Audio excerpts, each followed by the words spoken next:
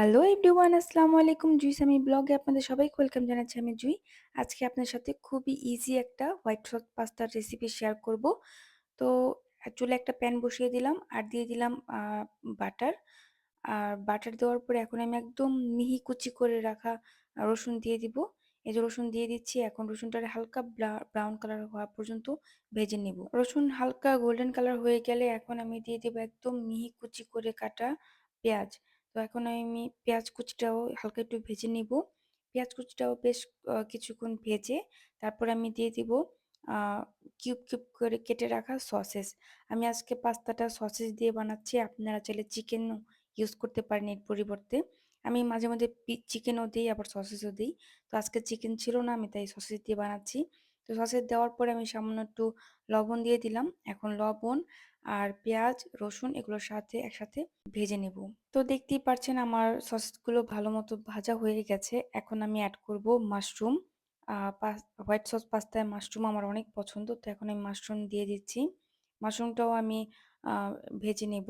But এখানে আমি একদম আম, কাঁচা মাশরুমটা দিয়েছি, যার কারণে আমি একটু ঢেকে দিয়েছি সিদ্ধ হওয়ার জন্য। অনেকে সিদ্ধ করেও ইউজ করে, আমি এইভাবেই দিয়ে দিই। একটু ঢেকে দিলেই মাশরুমটা সুন্দর মতো সিদ্ধ হয়ে যায়। তো এই যে দেখতে পাচ্ছেন মাশরুম থেকে অনেকখানি পানি বের হয়েছে। এখন আমি পানিগুলো ভালো মতো শুকিয়ে নিয়েছি, ভাজা ভাজা করে নিচ্ছি। মাশরুমের পানি ভালো মতো শুকানো হয়ে গেছে, আর এই তো আমি একদম ভালো মতো ভেজে নিয়েছি।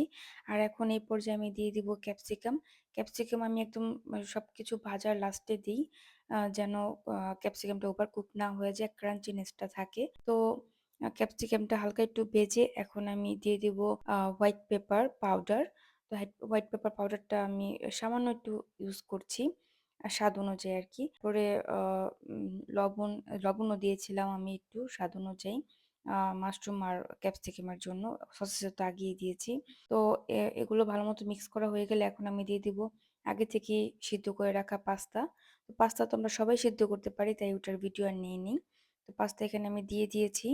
আর এখন এগুলো ভালো মতো মিক্স করব। সবকিছু আমার ভালো মতো মিক্স করে নিতে হবে, কারণ হোয়াইট সস দেওয়ার আগে ভালো মতো মিক্স করে নিতে হয়। আদারওয়াইজ হোয়াইট সস দিলে হোয়াইট সসটা তাড়াতাড়ি শুকিয়ে যায়।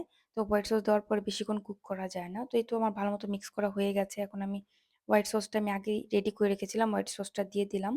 আর হোয়াইট সসের আজকে আমি ভিডিওটা নিতে ভুলে গেছি। যাই হোক, আরেকদিন আপনাদের হোয়াইট সসের রেসিপি দেখাবো।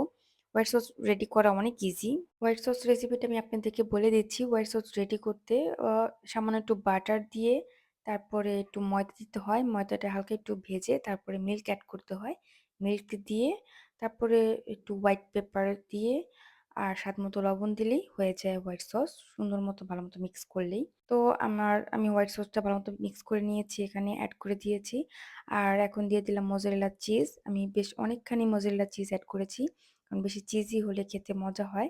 আর এখন দিয়ে দিলাম চিলি ফ্লেক্স, সামান্য একটু ঝালের জন্য। আমার বাচ্চারা খাবে তাই আমি অতিরিক্ত দিলাম না। আপনারা যদি ঝাল পছন্দ করেন তো বেশি করে দিবেন। তো এই তো রেডি হয়ে গেল আমার হোয়াইট সস পাস্তা। এটা এখন সার্ভ করার জন্য একদমই রেডি। আজকের এই সিম্পল পাস্তা রেসিপিটি আপনাদের কাছে কেমন লাগলো কমেন্টে জানাবেন। আর আপনারাও ট্রাই করবেন। এটা অনেক ইজি বানানো, বাচ্চাদের অনেক পছন্দ।